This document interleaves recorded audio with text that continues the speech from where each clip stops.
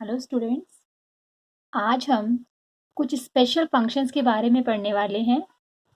ये फंक्शंस पढ़ना आपके लिए बहुत ज़रूरी है क्योंकि ये हमारे इस 12th क्लास के लिए नहीं, आगे के लिए भी बहुत इंपॉर्टेंट है।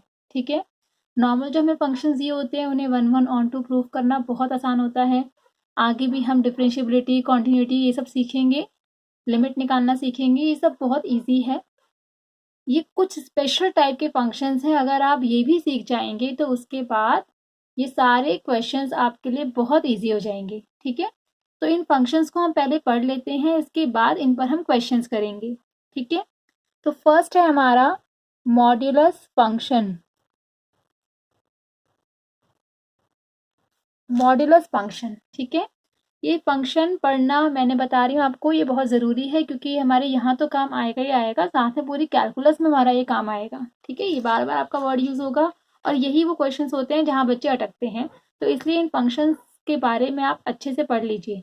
ठीक है, तो मॉड्यूलस फंक्शन क्या है, आपको ध्यान होगा आप ऐसे मॉड एक्स बहुत यूज़ करते हैं। ठीक है, जैसे अगर कहीं पे लिखा है मॉड -3, तो मॉड का मतलब क्या होता है कि वो पॉजिटिव वैल्यू देता है। ठीक है, वो क्यों होता है, क्योंकि वो मॉड्यूलस फंक्शन की डेफिनेशन होती है। ठीक है, पर हमने पहले ये पढ़ लिया होता है और हम बाद में मॉड्यूलस फंक्शन के बारे में पढ़ते हैं, तो इसीलिए मैं पहले आपको इसी से समझा देती हूँ। मॉड -3 की वैल्यू कितनी आती है, 3, और मॉड 3 की वैल्यू भी कितनी आती है, 3। जो पॉजिटिव वैल्यू होती है हम सिर्फ उसे लेते हैं। ठीक है ना, हम जो भी अंदर नेगेटिव दिया हो चाहे पॉजिटिव दिया हो, हमारा जो आंसर होता है वो हमेशा पॉजिटिव आता है। ठीक है, तो देखिए x को अगर मैं ले रही हूँ 3, तो x पॉजिटिव है, मॉड x आपने निकाला, मॉड 3 आया, मतलब x आया। ठीक है, अगर मैं x को ले रही हूँ -3, तो x नेगेटिव है। अब अगर मैं निकालूं मॉड x, मतलब मॉड -3, तो कितना आया, 3। तो क्या ये वापस x आया है, नो, ये कितना आया है, -x आया है। तो अगर x नेगेटिव होता है तो मॉड x की वैल्यू कितनी आती है, -x। ठीक है, क्यों, क्योंकि x नेगेटिव है, आप उसके आगे एक और माइनस लगा देते हैं, उससे ये जो ओवरऑल क्वांटिटी होगी ये क्या हो जाएगी, पॉजिटिव। ठीक है, क्लियर। और जब x पॉजिटिव है तब आपका मॉड x जो है वो x ही आ जाएगा क्योंकि ये पॉजिटिव है। लेकिन अगर ये नेगेटिव है तो आपका जो आंसर आएगा मॉड का वो -x आएगा। ठीक है, क्योंकि ये नेगेटिव है, एक नेगेटिव हम खुद लगा देते हैं, तो नेगेटिव नेगेटिव पॉजिटिव हो गया। ठीक है, तो देखिए यहाँ पर, तो जो मॉड x की डेफिनेशन है वो क्या बन जाती है, x आता है अगर x पॉजिटिव है, -x आता है अगर x नेगेटिव है। तो पॉजिटिव के लिए हमने बता दिया, नेगेटिव के लिए हमने बता दिया, बट अगर x 0 होता है, मतलब अगर x हमारा 0 है तो मॉड 0 कितना आएगा, 0 आएगा, मीन्स x ही आएगा। तो जब 0 है तब क्या आएगा, वापस x आ जाएगा। ठीक है, तो ये हमारी डेफिनेशन है मॉड x की। क्लियर ये चीज, तो ये हमारा मॉड x की डेफिनेशन है। ठीक है, next is greatest integer function. Greatest integer function क्या है, जो इसकी डेफिनेशन होती है वो कुछ इस तरह से है, n-1 less than x less than n, its value is n-1, n less than equal to x less than n+1, its value is n, where n belongs to integer। ठीक है, अब ये क्या है, इसको हम थोड़ा और एक्सप्लोर करते हैं कि अगर आपकी x की वैल्यू 0 से 1 के बीच में होती है, सपोज 0.1 है, 0.2 है, 0.9 है, 0.8 है, तो इसका आंसर आता है 0। अगर 0 की इक्वल है तो भी इसका आंसर आएगा 0। अगर 1 से लेके 2 के बीच में है तो इसका आंसर आएगा 1। ठीक है, अगर 2 से लेके 3 के बीच में है तो इसका आंसर आएगा 2, और अगर 2 है फिर तो 2 ही आएगा। ठीक है, मैंने इसको ऐसे लिख दिया, ये ग्रेटेस्ट इंटीजर फंक्शन है। ठीक है, this is greatest integer function. मैंने मॉड्यूलस का नोटेशन लगा दिया था, ग्रेटेस्ट इंटीजर फंक्शन का ये क्लोज ब्रैकेट होता है। ठीक है, ऐसे ही अगर -1 से लेके 0 के बीच में होगा तो इसका आंसर आएगा -1, -2 से लेकर -1 के बीच में होगा तो इसका आंसर आएगा -2 एंड सो ऑन, ये चलता रहेगा। ठीक है, मतलब सपोज मुझे निकालना है 2.3 की वैल्यू, तो 2.3 की वैल्यू 2.3 किन के बीच में आया, 2 और 3 के बीच में, तो इसका आंसर कितना आएगा 2। ऐसे ही 2.9 की वैल्यू भी कितनी आएगी, 2 ही आएगी, क्योंकि 2.9 आपका 2 और 3 के बीच में होता है। इसका नाम ग्रेटेस्ट इंटीजर फंक्शन इसीलिए है क्योंकि जो आपको वैल्यू निकालनी होती है उससे छोटे जितने भी इंटीजर्स होते हैं उनमें जो ग्रेटेस्ट होता है वो हमारा आंसर होता है। जैसे आपको जब 2.3 आपने इस फंक्शन में रखा, 2.3 से छोटे जितने भी इंटीजर्स हैं उनमें जो सबसे बड़ा इंटीजर होगा वो हमारा आंसर होगा। ठीक है, जैसे हमने यहाँ 2.9 रखा, तो 2.9 से छोटे जितने भी इंटीजर्स हैं उनमें जो ग्रेटेस्ट वाला है वो क्या है, 2, तो इसलिए इसका आंसर कितना आ गया 2, इसीलिए इसका नाम क्या है, ग्रेटेस्ट इंटीजर फंक्शन।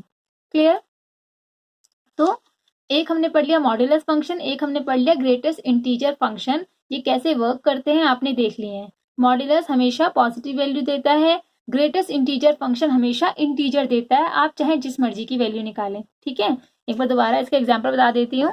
जैसे आपको एफ एक्स दिया हुआ है, ग्रेटेस्ट इंटीजर एक्स, सपोज मुझे वैल्यू निकालनी है एफ ऑफ 9.8 की, तो 9.8 की वैल्यू क्या आएगी, 9.8 छोटा इंटीजर क्या है 9, तो ये इसका आंसर हो गया।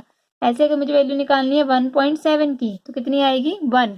अगर मुझे वैल्यू निकालनी है 2 की तो 2 तो खुद ही इंटीजर है तो उसका आंसर 2 ही आएगा।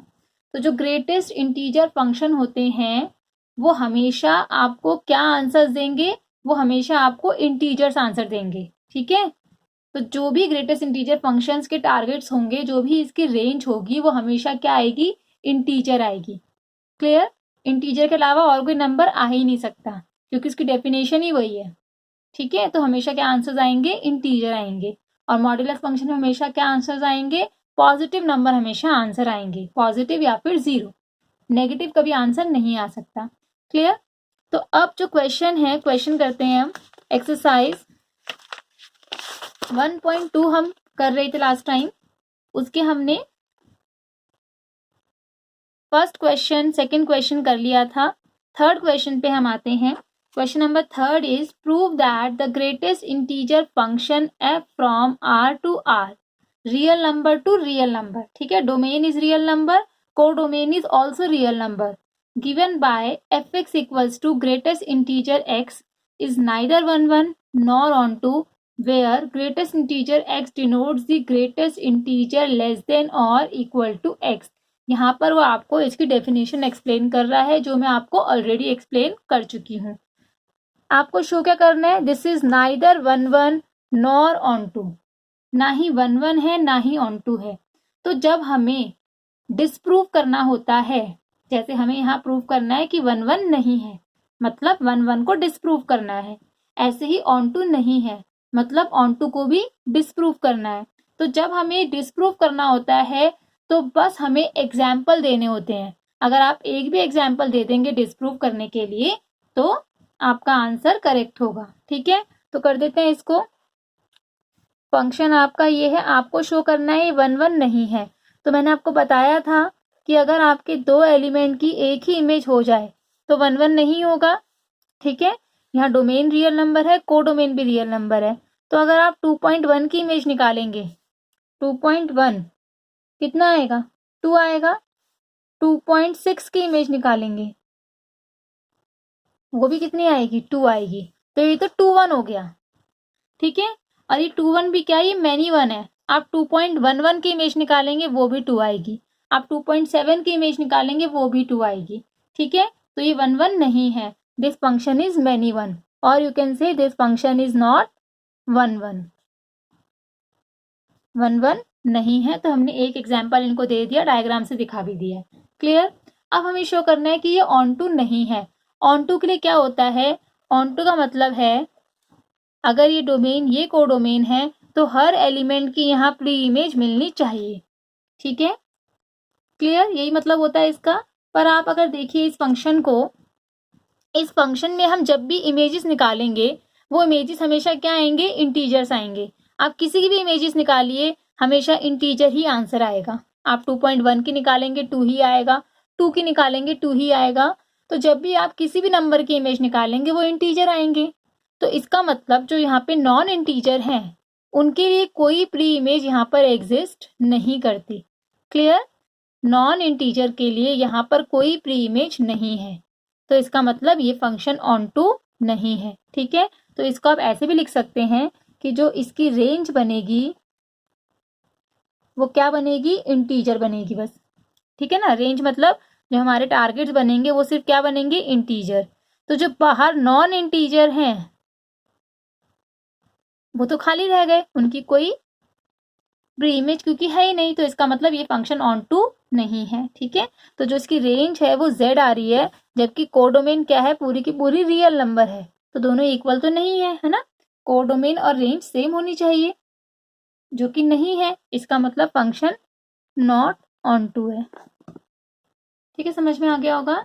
तो जो ऑन टू की डेफिनेशन है वो एक ये भी होती है कि जो हमारी रेंज आएगी वो पूरा का पूरा कोडोमेन आएगी। ठीक है, रेंज का मतलब टारगेट्स होते हैं, तो पूरा का पूरा कोडोमेन टारगेट बनना चाहिए। तो अगर नहीं बन रहा है तो फंक्शन ऑन टू नहीं है। ठीक है, क्वेश्चन नंबर 4 पे आते हैं। Show that the modulus function f from r to r given by fx equals to mod x is neither 1 nor onto, where mod x is x if x is positive or 0 and mod x is minus x if x is negative। तो ये भी definition बता रहा है जो कि मैं आपको ऑलरेडी बता चुकी हूँ। This is x when x is positive or 0 and this is minus x when x is negative. Again you have to show this is neither 1 nor onto, it means we have to give some examples to disprove it. Okay, तो इसके लिए example दे देते हैं।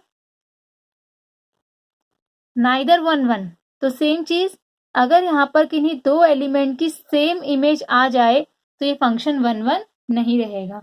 ठीक है, तो अगर मैं फंक्शन मेरे पास ये है, अगर मैं 1 की इमेज निकालूंगी तो 1 आएगी, अगर मैं -1 की इमेज निकालूंगी वो भी कितनी आएगी, 1।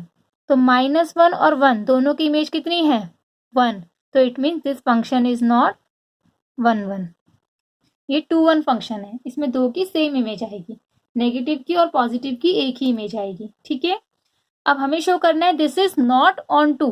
तो ऑन टू के लिए मैं अगर आपको रेंज पूछूं इसकी, क्या आएगी इसकी रेंज, जब भी आप कोई भी नंबर डालेंगे इस फंक्शन में, कोई भी नंबर, हमेशा क्या निकल कर आएगा, सिर्फ पॉजिटिव निकल कर आएगा या फिर 0 निकल कर आएगा। इट मीन्स कोडोमेन तो पूरी की पूरी रियल नंबर है, लेकिन जो रेंज होगी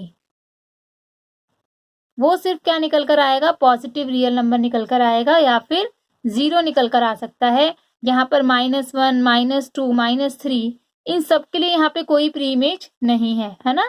-1 के लिए यहाँ कोई प्री इमेज नहीं है, क्योंकि किसी भी नंबर का आप मॉड निकालेंगे कभी भी नेगेटिव नंबर नहीं आएगा। तो जो इसकी रेंज आएगी वो सिर्फ पॉजिटिव रियल नंबर यूनियन 0 आएगी, जो कि कोडोमेन के इक्वल नहीं है, कोडोमेन और बड़ी है। ठीक है, और टारगेट कम है, इसका मतलब ऑन टू नहीं है, तो this is not on to.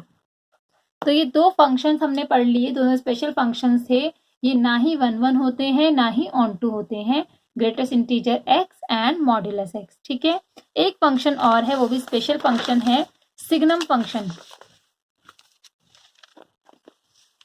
Third question, 5th question NCERT का 1.2 का।